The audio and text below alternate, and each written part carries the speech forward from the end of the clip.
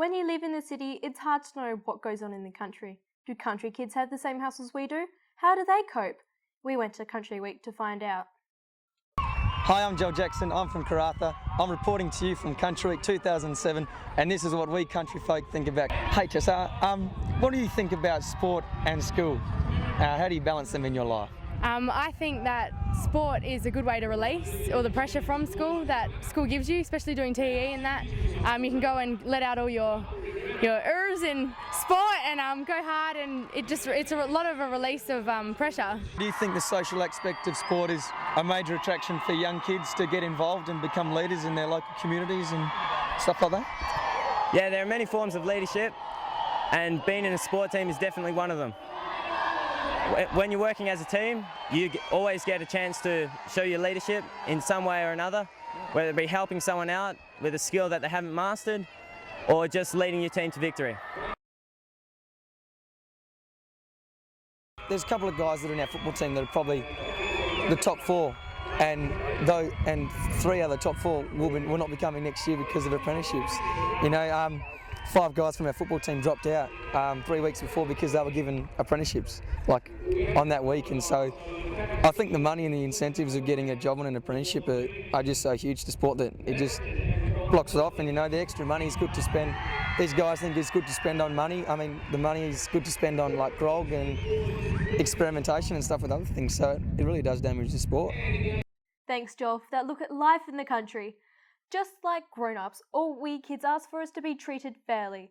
We don't always get an equal say, so if anyone can tell you about a few inequalities in sport, listen to us. Good Sports News reporter Josh Daniels went to find out more. Like in most areas of life, there are inequalities on the sporting field too.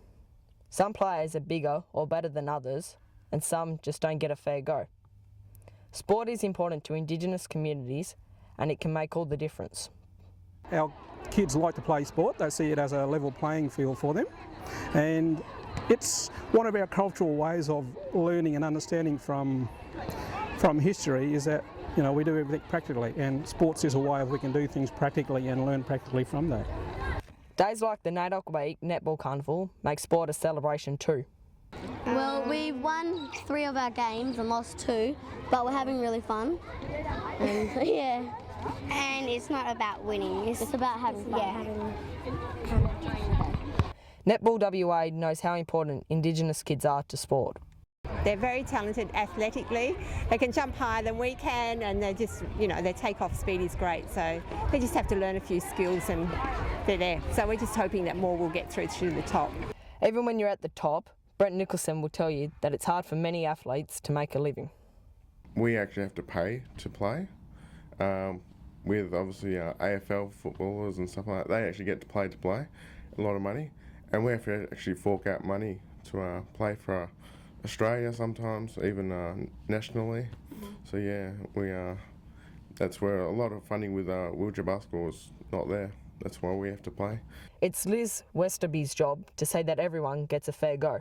I had a phone call from a basketball club that had been asked to take a girl wanted to enrol that was a Muslim girl, but she wanted to wear her hijab when she was playing, which is quite within her rights to do. But trying to break down those community barriers through young children, especially if at that young age they can be more inclusive of difference, then it's going to make it better later on, and we won't have some of the problems that we have today with different racial groups. The Equal Opportunity Commission and Liz have stepped up a campaign to stamp out what is called ugly parent syndrome. We're finding, as with life experiences, parents are trying to live out the things that they haven't done well through their children, and putting enormous pressure on children. And so it's the children that are suffering because the game is not fun. And parents think that their children are being picked on and they abuse the umpire. Those sorts of things are really coming to the fore. I'm a young umpire myself and know all about ugly parents. And personally, I think umpire abuse deserves a red card. This is Josh Daniels for Good Sports News. Thanks, Josh. The Department of Sport and Recreation knows the importance of young umpires and referees. Without them, there'd be no competitive sport. We leave you a look at how the department got that message to young people. I hope you enjoy it as much as we did. Thank you for taking the time to listen to good sports news. Wednesday night we went out to a green light disco and there was about 3 or 4 bands, new bands that we hadn't really heard of, that put themselves out there and gave it a good shot, and a lot of people really enjoyed it. Which way you lay the blame when you play the game? Maintain respect because we're all the same. Oh, the green light disco is wicked. Delta Force went off, especially with the umpire song. Big deal, just keep it real with your sportsmanship. pt2, I tell you what, I've never heard them before, and I'm pretty keen on trying to learn some stuff on the guitar. It was wicked. It's time to support all players being taught. And downside was good, but Spielman had to leave bloody 3/4 into the thing, so. But yeah, it was good fun. It was great to catch up with all the other teams we've played with, like in a friendly situation, and just, you know, congratulate them on their wins and losses and chat about what's been going on. Oh, I thought it was pretty unfair. Everyone else seemed to go. Well, without some of the other schools didn't, but yeah, we would have enjoyed it. Some other students were disappointed, not even knowing about it. RESPECT, find it for the referee. The venue's fantastic. The way you can just rock up, security's fabulous. You know, there's really all the boxes are ticked as far as college concerned.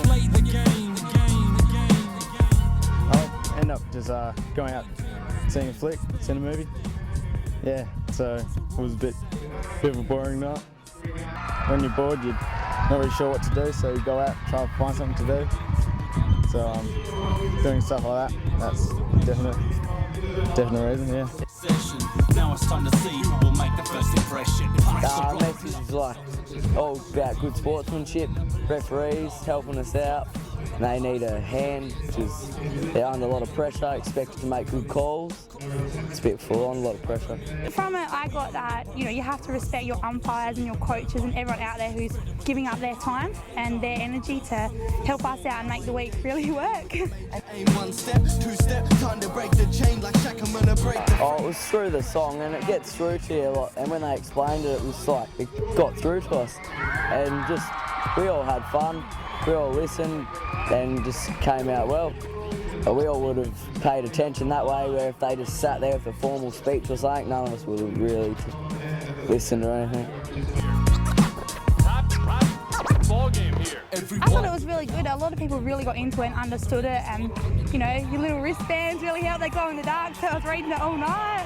It was really good. Like, I think a lot of people understood it, and then the next day on the field, a lot more people were very understanding towards the umpires and had a bit more like lenience when, you know, they got called wrong and just, you know, accepted it a lot better.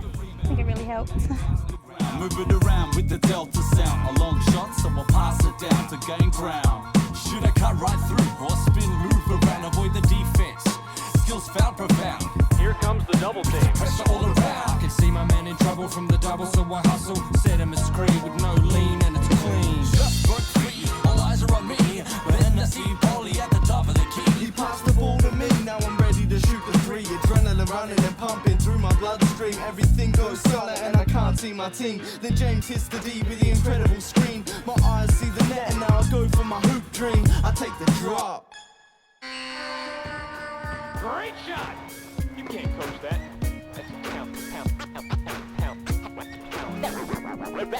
That's how you play the game. Makes this old coach proud.